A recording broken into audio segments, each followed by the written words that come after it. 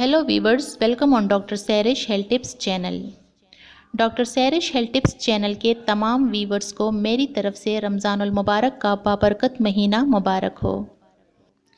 Viewers, Ramzan का महीना पूरी दुनिया के मुसलमानों के लिए एक ख़ास अहमियत रखता है, क्योंकि इस माह मुबारक में ना सिर्फ रूहानी बल्कि जिस्मानी फ़वाइद भी हासिल होते हैं और इंसान अपने रब से बहुत नज़दीक हो जाता है। अगर रमज़ान के दौरान खुराक भी सेहत अफ़ज़ा रखी जाए और चंद तजावीज़ पर अमल किया जाए तो रोज़ा सेहत के लिए भी बहुत सूदमंद साबित होता है। लेकिन अगर खाने पीने का ख्याल ना रखा जाए और कोलेस्ट्रॉल और चिकनाई का ज़्यादा इस्तेमाल किया जाए तो सेहत बुरी तरह मुतासिर हो सकती है और अक्सर लोग 10 या 15 रोज़ों के बाद तबीयत की नासाजी की शिकायत करते हैं।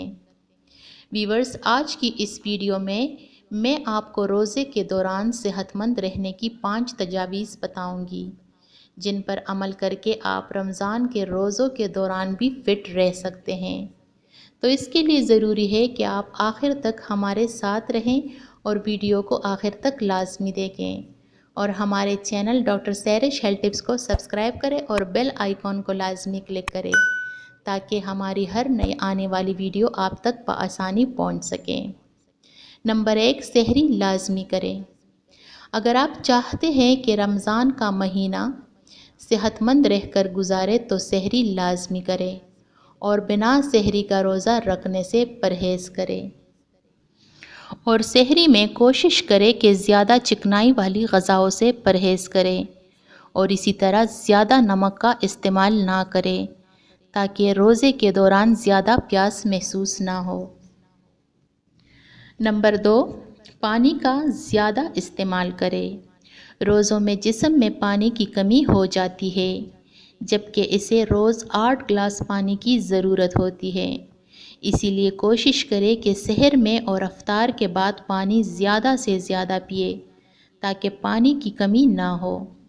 बेहतर यही होगा कि अफ्तारी के बाद से लेकर सहरी तक कम से कम 8 गिलास पानी ज़रूर पिए। नंबर 3, ज़्यादा खाने से परहेज़ करें। वीवर्स, बेसियारखोरी हमारी सेहत के लिए बहुत नुकसानदेह है, इसलिए बेसियारखोरी और जल्दी जल्दी खाने से परहेज़ करें।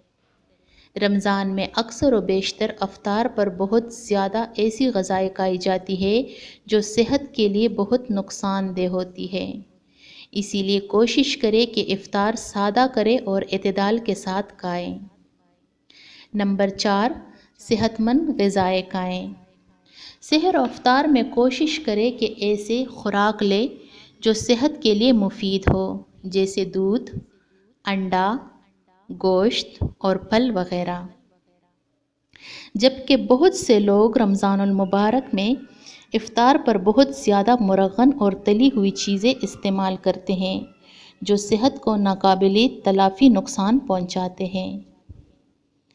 नंबर 5, ज़्यादा मेहनत और मुशक्क़त के काम ना करें।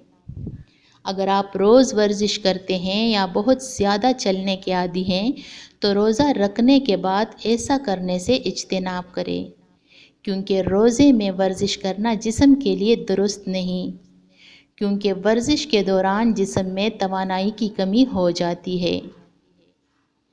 मज़ीद इस तरह की मुफीद मालूमात के लिए हमारे channel doctor Sairish health tips को सब्सक्राइब करना ना भूलें और इस वीडियो को अपने प्यारों के साथ लाजमी शेयर करें।